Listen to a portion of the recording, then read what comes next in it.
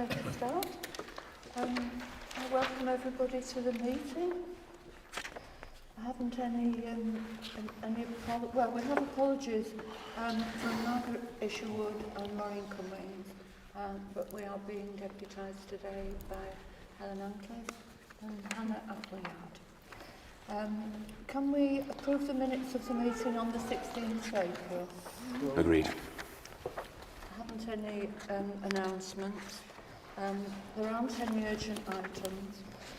Draw your attention to item 5, exclusion of public and press. I don't think there's any need for you to leave us. And I'll just draw members' attention to item 6, declaration of interest, if there is any interest to be declared. Okay, item 7 is the capital programme outturn and new project proposal.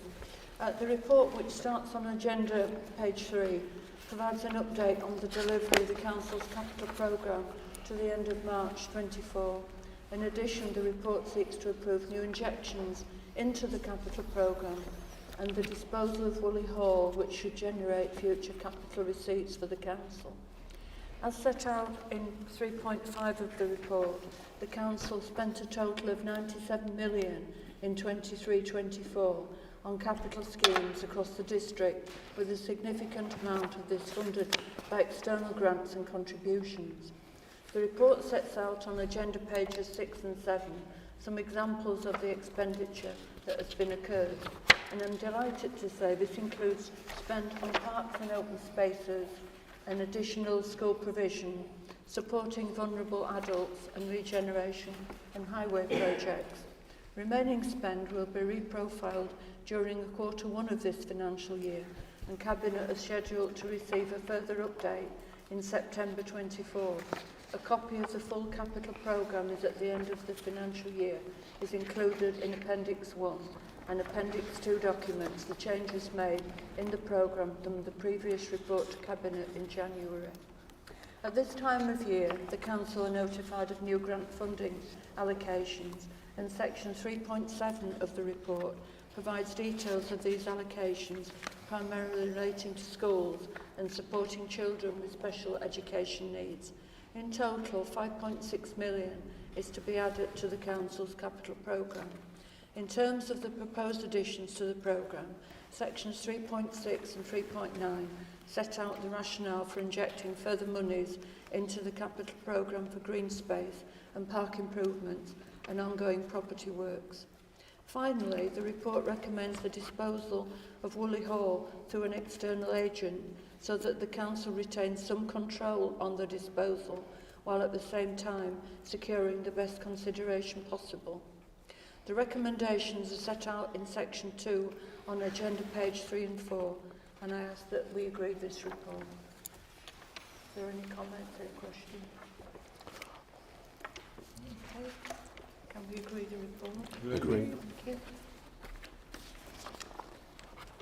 Item 8 is funding for further investigation in the development of the city centre and Nottingham district heat networks, pages 337 to 43. Jack. Thanks, Denise. Thank you, Lydia. Very pleased to be able to bring this report to Cabinet this morning, which is looking to further develop our work around district heat networks.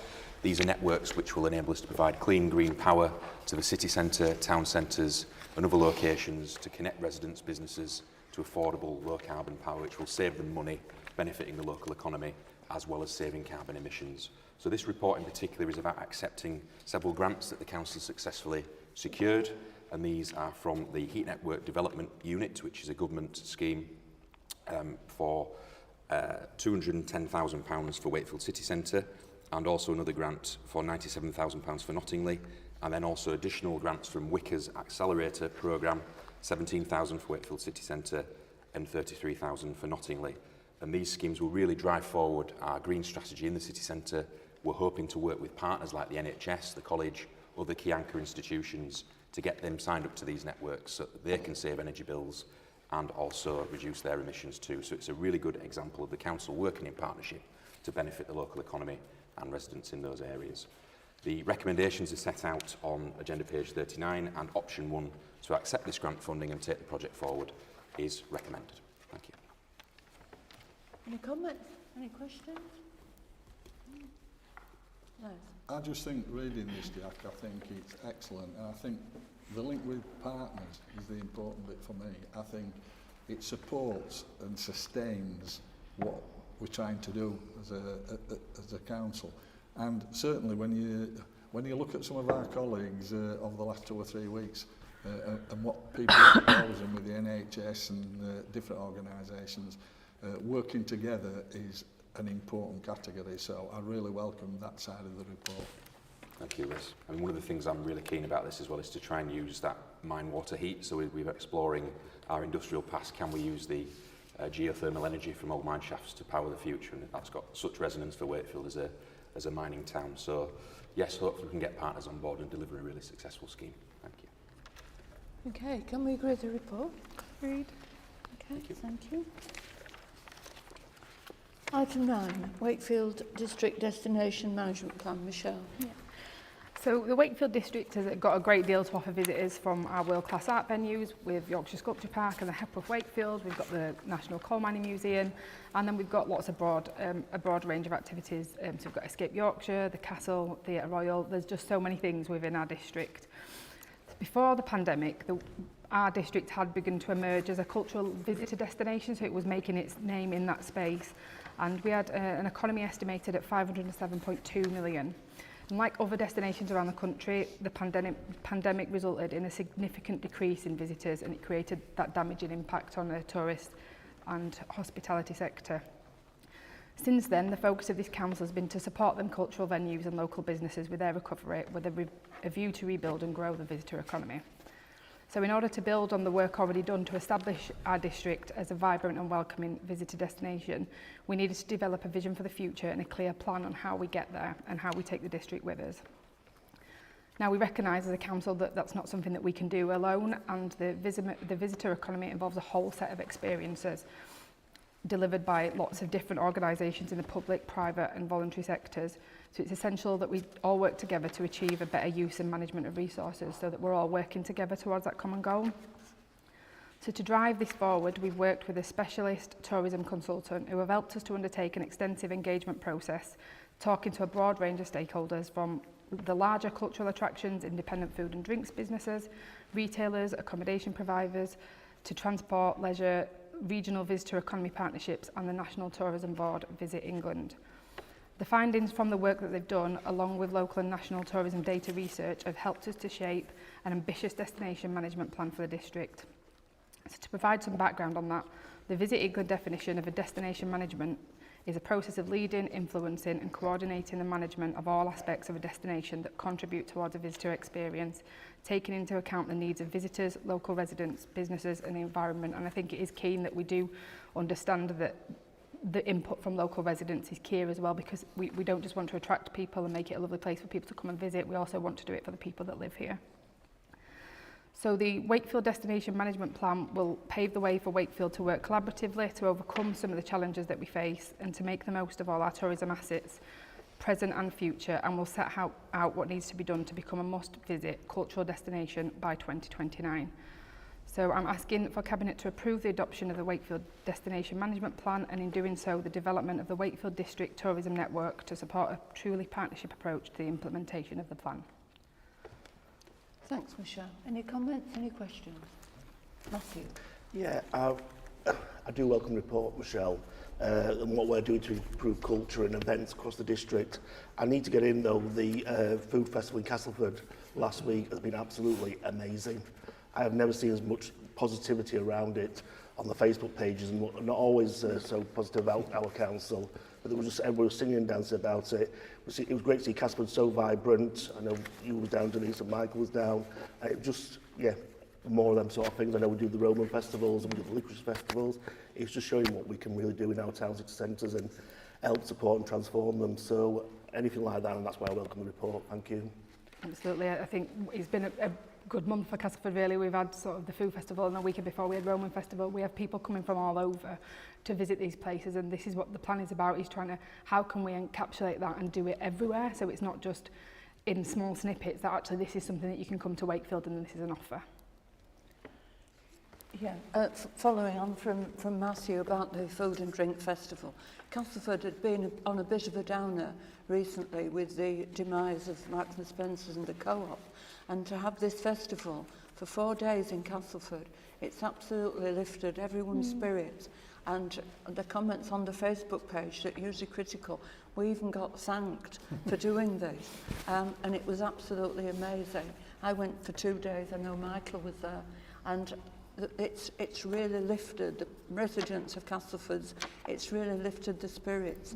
Of course, now we've raised the bar and we're wanting something every month.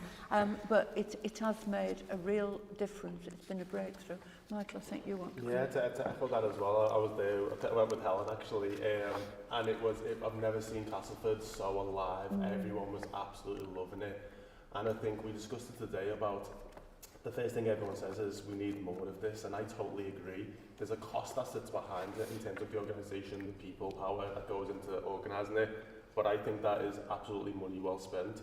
And when you look at the physical plans we've got in Castleford to create that square, everyone's saying, oh, what are we going to do there? Well, this is what we're going to do there. We're going to have events like that, we're going to bring it to life, and that's how you get the Castleford, back on its feet. So hats off to everybody who organised that. It was fantastic. And I think Michelle's right, in terms of the wider district, this is a great place to visit. We've got so much to do. You can come on the Friday, leave on the Monday. You can fill your weekend with great experiences.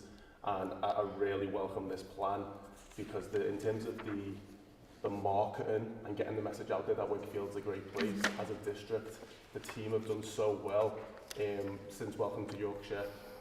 Has sort of come down a little bit. I think we've really filled the gap and we've sold ourselves. You see Wakefield everywhere across the country in the media. Everyone knows when the Rhubarb Festival is. Just hats off. It's been really positive. I love it. Yeah, absolutely great. Yeah. Anyone else? Yeah. Okay. Can we agree the report? Thanks, Michelle. Michael, an update on the town day. Yeah, so I won't go too much into this because I think this is probably the 8th one I've brought now. It's always the same it's the same explanation. But you know what's happening in Wakefield, you know what's happening in Castleford, and this is about those acquisitions. I will just highlight that we are having, a huge number of conversations with every business, and it's all about giving businesses a chance to stay in the towns, to relocate if they want to find new premises. And to keep that economy where it is. So this is again asking permission to take on the next lot of acquisitions. It explains fully all of the costs, etc. in the pink section. So if anyone has any questions on that, we will have to vacate. But if you haven't, I know everyone's had a chance to read it. It's asking Cabinet to approve that, and we can move on and finally get some spades in the ground. Okay. Anyone? Les? I think the last statement there is the important one as well, Michael. We want to move on now, and I think everybody in Castleford wants to see the movement going on, so fully support it. Yeah, I think that's right. The sooner the better now. People are waiting, and as soon as we can get movement on it, so much the better. So can we agree the report? Agreed. Okay. And then you're on again, Mike. Yeah, so this is about, you'll know that a few years ago, July 2021, the previous cabinet member for this portfolio came to Cabinet and asked us to approve 700,000, and that was all about getting the city fields, parcels of land, into a place where it's de-risked, that we have control over what goes there, and that we can maximise profit and just get the best out of that land that we possibly can. I think it's safe to say that over the years developing this land, we've really listened to residents in terms of what they want. I think the green area is an example, the forest that we saved, which made national news. It was about listening to residents, listening to their concerns, and doing the right thing there. And this is more of that. You'll see in the explanations, it gives you a rundown in 3.4 about all the work that the team's been doing to get that area up to scratch. And as you know, as a council, we match our housing targets. In fact, we exceed them. We do really well in terms of providing new housing, which is desperately needed for a lot of people. And in this report, what I'm asking is, in terms of parcel 4, because we saved that forest, which was definitely the right thing to do, it meant that the school that we were planning for to go there, there's not sort of enough space for it to go there, is the gist of it, you know, making it really simple. And so this is about reconfiguring the parcels so that the school goes somewhere else.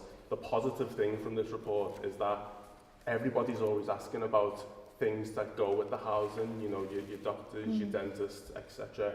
We don't have power to build doctors and dentists, but we do have the power to build this provision, this school. So I'm very happy that if Cabinet approve it, that will go ahead. We're doing the right thing, we're listening, and we're doing our part to deliver what we need. So with that, the recommendations are set out. I ask Cabinet to approve them. Thanks. Okay. Jack? Thanks, Denise, and thank you, Michael, for bringing this report. I mean, City Fields is already becoming a great place for people to live, but I think, as you quite rightly allude to, we need to deliver on those facilities now, and the education land, a new school, is a key part of that. So I'm really pleased to see this report come forward. I know myself and Matthew have been asking lots of questions about the other district facilities, and there is some progress on that. But yeah, welcome this report and hope to see the new facilities there as soon as possible for local residents. Thank you. Anyone else? Matthew? No, I think Jack's covered the points on that. Yeah, I'll bring you in as. I think it's important. Yes, it's a fantastic development in City Fields, but so many houses come into the district without facilities. It's really important that we start to do it. And where we do have influence, like the school, then we can do that. As you say, we can't do doctors and dentists, but we can put pressure on to try and deliver, because people who are coming to your area, particularly for Matthew and Jack, they do want the facilities. They're coming with young families, and it's important that it's a community. So, yeah, Les. I think this is really important, and we're showing that we're listening to people, and I think that's the real key. What people are saying, and quite rightly so, is we need housing, we need it in Wakefield, we need it all over the country. But on top of it, one of the things we've done is built houses, but not put the facility and the support services around those houses and around those peoples. And I think we're recognising that we're looking at schools, and it is an important factor. You're right, Denise, there's no way that we can influence, but we can't put in doctor surgeries and that side of it. But what we can do is what you're suggesting, Michael, and I think it's something for the future, that whenever we looking into the future and we're looking at developing new estates and all that side of it, look at the facilities as well, and this is the start. It's a superb report, well done. So I can just come in. I think the conversations we've been having, a lot of residents down there just think, oh, we're just going to get a primary school. It's a bit more complex, a bit more not straightforward than that in the conversations we've been having. Is it more special educational needs that we need on that site? Is it some other sort of educational need we need on that site? So I think conversations are going on. We do want to see the school deliver, but it's not just a simple, this is what we're going to do. It is far more complex than that. Yeah, okay. Can we agree the report? Okay, thank you. Les, school catering provision. Yeah. Thanks. The purpose of this report is to update Cabinet on the delivery of school catering provision following the exit of Equan's contract, and to seek approval to develop a new catering delivery model for local authority-maintained schools across the Wakefield district and commence a procurement activity. A further report will be brought to the Cabinet following the conclusion of the procurement process, which will detail the preferred delivery model for school catering, advise of any resource implication and request approval for any budgetary requirements. Alongside this, I will say that there's been extensive discussion with schools, both before this report, and will continue as we move forward with schools, because it's important to keep them on board and give them a voice. Option 5 is recommended. The Council procure a comprehensive catering contract and determine the most optimum scope, specification and commercial model, with the Council providing some level to be agreed as part of the results of the procurement process of financial contribution to the school's catering costs, other than dissolved budget funding, for a maximum period of 12 months. it's important that certainly is this. There's a big thing. Feeding kids at school is absolutely top notch. Giving them a real quality is important. So with that, I recommend this report. Okay, any comments, any questions? Okay, can we agree that? Thanks very much. Item 13 is the Equality, Diversity, Inclusion report, and I'm really pleased to present to you today two documents, our Equality, Diversity, Inclusion report and the action plan. We have statutory duties under the Equality Act and the Public Sector Equality Act. This includes developing and publishing our equality objectives and planned actions. The equality and diversity inclusion is something that we care passionately about, and as a Cabinet we're totally committed to it. This annual report sets out the progress we've made over the last year against our EDI objectives and actions. You'll see we've picked out some key successes, and these are outlined at paragraph 3.64, but there's a lot more detail in the annual report, which is an excellent report, and I do commend officers for producing this report. It really is something that we all need to read and take note of. And we have appointed a diversity champion from the controlling group who will be working alongside officers to make sure that we do implement this. But I'll just pick out a few examples. In March, the Mayor hosted International Women's Day with We Are Wakefield, and that was so well attended. And we've continued to support our staff network, supporting that their voices be heard, and I've attended a number of meetings with them, with the staff. It's important that staff feel that their voices are heard in this area. And then we've launched an e-learning package to raise awareness across the council around EDI. So I'm pleased with the progress that we've been made. Any comments, Jack? Thanks, Denise. Yeah, I really welcome this report. A lot of organisations talk a good game on equalities but don't actually follow through with the actual action. And I think what this report shows is that as a council, this is about deeds, not words. You look at the actions listed between agenda page 141 and 142. There's more than a dozen serious concrete actions there that we've done to improve equalities, to make sure our staff and our district residents feel that they can contribute safely and freely to our district's well-being and the wider economy and everyday life. And this council is always going to be there to support them and the most vulnerable from all backgrounds in society. So I really welcome this report, and it just showcases how seriously we take this agenda. Michelle? Yeah, just to echo them comments, I think what we've seen in each one of these reports is just how the actions that we put in place are working, and the outcomes for them have been really positive.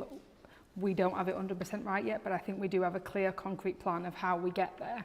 And I think working with staff and residents and everybody really involved within the council to get this done just shows how proactive we've been. I mean, the outcomes speak for themselves, and the report is absolutely a fantastic way to be able to look at that, the way in which the data is laid out so that it's really easy readable and that you can look at it. And just congratulations to everybody involved in that. Thanks, Michelle. Michael? Yeah, I was going to say the same as Michelle. In terms of how it's set out, those key figures, those key headlines, I think Michelle's right. We haven't done everything perfectly in the past. Nobody does, but you can see the effort and the sheer amount of work that goes into this. And I think it's really nice to see as well. I think a council should reflect what the district it serves looks like, and I think our employees, you can see in terms of the key demographics, we have got a really good mix of people, and to listen to those people and helping them to shape the organisation. I have got to say, sexual orientation, where are all the gays? 3% in the whole Wakefield district. I think we need to look at that figure. It's not just, I don't think it's just me and you, is it, Matthew? Well, I hope not. Something's going wrong there. But no, I'm joking. It's a really good report, and yeah, welcome.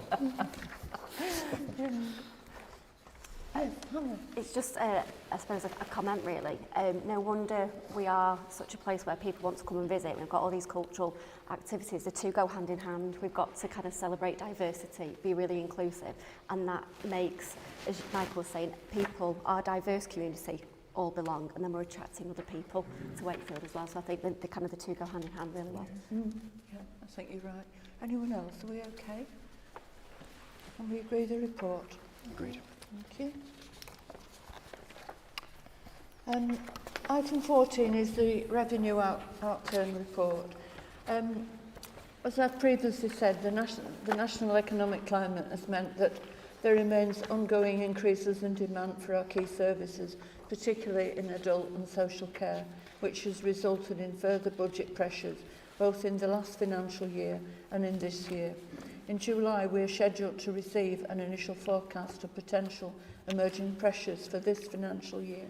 Further details on the financial outturn position is set out within section 3.4 of the report, and a summary council-wide dashboard is included at Appendix 1 on agenda page 219. The report sets out that the council has reserves of just under 113 million at the end of March. These reserves including ring-fence reserves for schools and public health. Table 4 within section 3.5 of the report provides a useful summary of the reserves position, and Appendix 3 commencing on page 235 provides a full breakdown of reserves and the movements during the financial year. Due to the need to publish the council accounts in full, I approve the reserves position via a delegated decision in May. This report also contains further information on the in-year collection rates for council tax and business rates in section 3.6. The recommendations are set out in section 2, and I ask that we agree with the content of this report. Any questions? Okay. Jack, Just a brief comment. It shows that certainly all our staff, all our councillors are well aware of the financial situation right across the country and what can happen in Wakefield unless we keep a tight rein on things. We're constantly looking at this, and yourself and Jack and a number of other people are constantly looking at this. What I would say is we're on top of it, but the trend still shows we could have serious issues unless we keep doing what we're doing now. And I think that's the message, and we should send that message out. We've talked about a number of things that we want to develop with our community and that side of it, but it's also important that we keep the finances under control.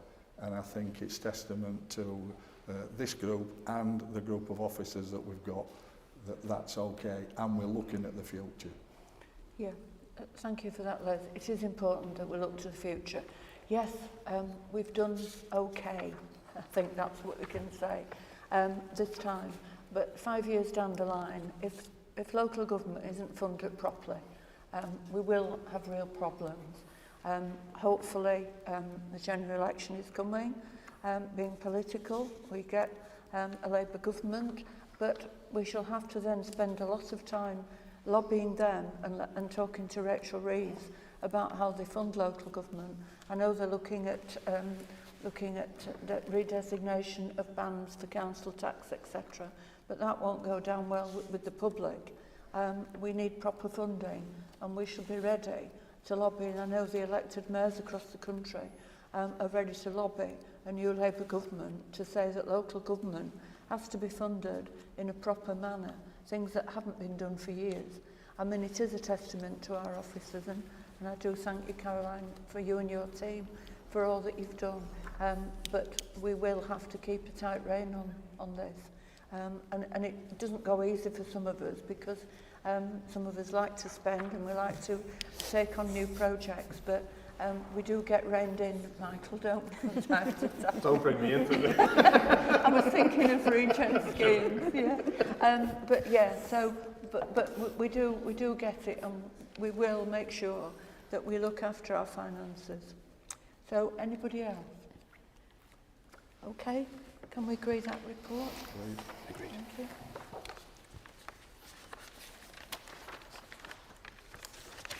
And then the final item is the Vital Signs performance report.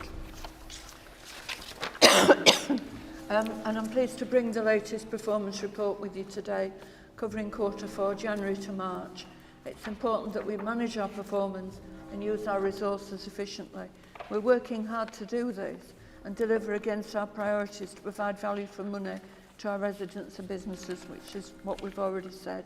You see in the report how we set out to manage and monitor our performance I'm really pleased that we've made some positive progress in some areas.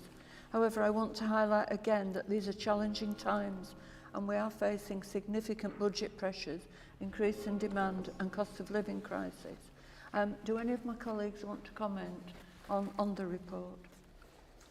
No? You're all happy? Okay. Can we agree the report? Thanks very much. Thanks everyone for attending.